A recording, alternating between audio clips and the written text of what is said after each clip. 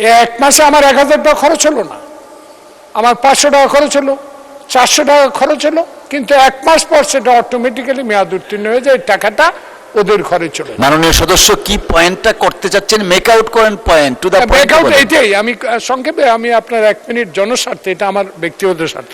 বিষয়টা হলো এত হাজার কোটি টাকা এরা দেনা, কিন্তু আমাদের বেলায় কেন আরেকটি বেলা বিমান, শুক্রবার বৃহস্পতিবার যারা দূরে যায়, শুক্রবারে বৃহস্পতিবারের টিকিটের দাম হয় 10,000, আর অন্যদিন 2800, 3000। এইসব বিষয়গুলো আপনার নজরে আনিম মাননীয় স্পিকার। মাননীয় সদস্য, আপনি নোটিশ দেন, যথাযথ নোটিশ দিলে আমরা সংসদে সেটা প্রয়োজনে আলোচনা হবে, নোটিশ দেন আপনি। ধন্যবাদ।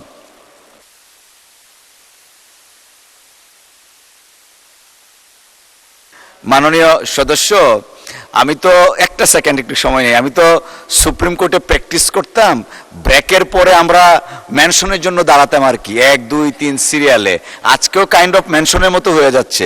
ওই যে Joynal Abedin, senior advocate Joynal Abedin sir আছেন এখানে, মাননীয় সদস্য, উনিও বোধহয় রিকালেক্ট করতে পারছেন। বলেন, যেহেতু অন্য দুজনকে দিয়েছি, আপনাকেও দেই সুযোগ। জি, ধন্যবাদ মাননীয় স্পিকার।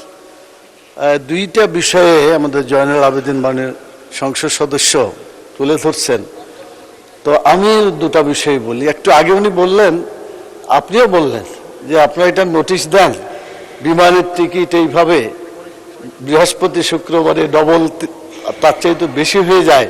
আর সাধারণত এটার ব্যাপারে একটা যে জুলুম চলছে, এই জুলুমের বিরুদ্ধে আমি একটা নোটিশ দিয়েছিলাম মাননীয় স্পিকার।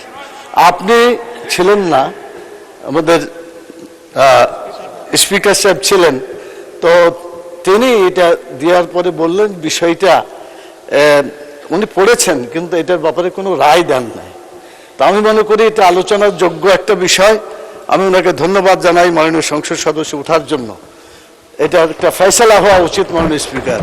এতগুলা জাতীয় সংসদ সদস্য যারা আছেন, প্রত্যেকেই প্রায় বিমানে যাতায়াত করেন, তা এটা একটা মজলুম, শুধু আমরা নই, সাধারণ মানুষও তারা জর্জরিত। দ্বিতীয় যে পয়েন্টটা, এটা আমাদের বিরুদ্ধে হয়তো যাবে, গেলেও বলতে হবে, হক কথা অনেক সময় তিতা হয়।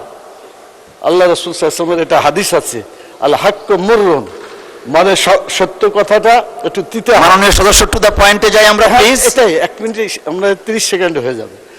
মাননীয় সংসদ সদস্য, আমরা যারা এখানে আছি যারা পুরাতন সংসদ সদস্য, তাদের কাছেও এই টেলিফোন বাবদ, তারপরে বাড়ি ভাড়া বাবদ, আমার তো মনে হয় যে অনেক পাওনা আছে, ডিফল্টার অবস্থায় আছে।